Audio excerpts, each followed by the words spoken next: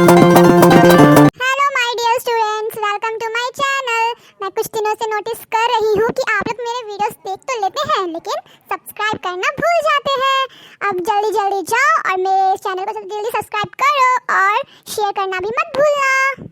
नमस्कार छात्रों, आज हम पढ़ेंगे मैं सबसे छोटी हूँ कविता के बसंत भाग 1 के क्लास 6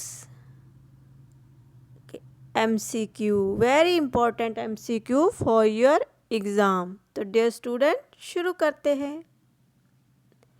मैं सबसे छोटी हूँ कविता किसके द्वारा लिखी गई है? किसके द्वारा लिखी गई है मैं सबसे छोटी हूँ कविता?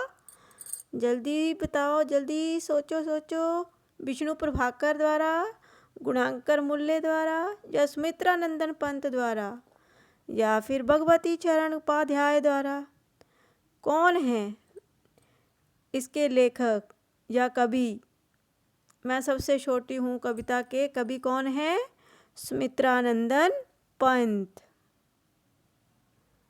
छोटी बच्ची की कहाँ सोने की इच्छा है? बिस्तर पर, माँ की गोद में, माँ के पल्लू में या फिर माँ के घर में? तो बच्चों, इस कविता में जो छोटी लड़की है वो आपकी ही तरह है और उसकी भावनाओं को ही इस कविता में व्यक्त किया है। जो भी भावनाएं अभी आपके मन में भी उमड़ती हैं इसी उम्र में, तो वैसे ही उस बच्ची के मन में भी हो रही इच्छाएं उत्पन्न हो रही हैं। तो कहाँ सोने की इच्छा है उस बच्ची की? माँ की गोद में। कविता में बच्ची क्या कहती है? क्या कहती है कविता में बच्ची? कि मैं सोती रहना चाहती हूँ, या मैं छोटी रहना चाहती हूँ, या फिर मैं बड़ी होना चाहती हूँ, या मैं खाना बनाना चाहती हूँ? क्या कहती है वो छोटी सी बच्ची? सोच लिया? बार बार पंक्तियाँ रिपीट होती हैं वहाँ पर कविता में। मैं सोती रहना चाहती हूँ, नहीं, मैं छोटी रहना चाहती हूँ। मीन बड़ी होना ही नहीं चाहती है वो बच्ची। ठीक है। बच्ची के अनुसार माँ बच्चों को कब छलती है? छलना होता है धोखा देना। क्या होता है छलना? धोखा देना। तो उस बच्ची के अनुसार माँ बच्चों को कब छलती है?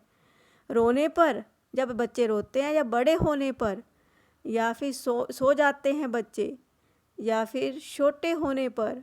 जब बच्चे छोटे होते हैं तब छलती है। कब छलती है? सोचा? ये तो कविता जो है बहुत ही इजी है। आपके जैसी ही बच्ची है तो आप अपनी भावनाओं को सामने रख सकते हैं, तो जो भी आपके मन में उमड़ती हैं। तो बच्ची के अनुसार माँ बच्चों को कब छलती है? बड़े होने पर, जब बच्चे बड़े हो जाते हैं। छोटी बच्ची के लिए माँ बचपन में क्या काम नहीं करती थी? अब आपने कविता तो पढ़ी होगी, तो उसमें जो माँ है वह बचपन में छोटी बच्ची के लिए कौन सा काम नहीं करती है? नीचे दिए गए कामों में से पढ़ाने का, सजाने का, या अपने हाथों से खिलाना है, या फिर परियों की कहानी सुनाना है? कविता में इसका वर्णन हुआ है, तो कौन सी बात नहीं करती है? पढ़ाने की बात नहीं करती है।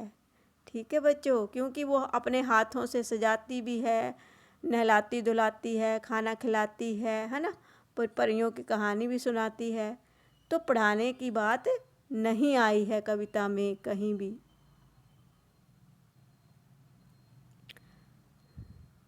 बच्ची माँ के साथ क्या देखना चाहती है? क्या देखना चाहती है?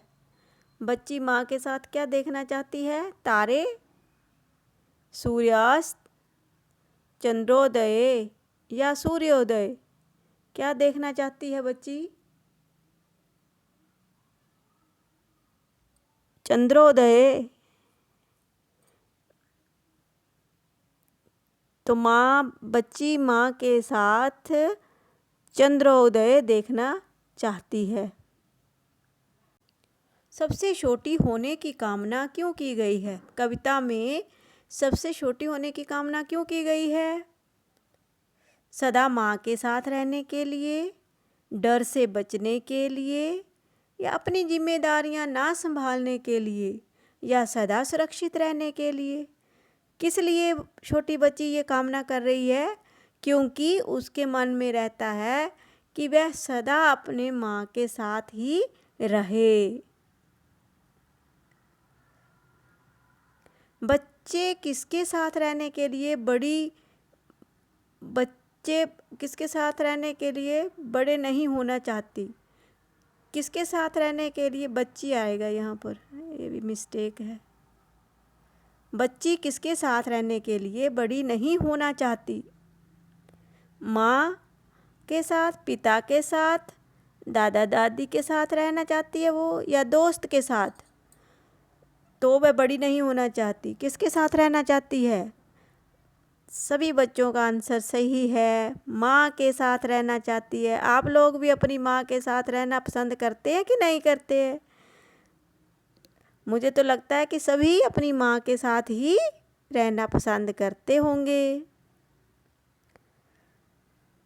माँ के आंचल की छाया में बच्ची कैसा महसूस करती है? कैसा महसूस करती है वो माँ की आंचल में रहती है जब?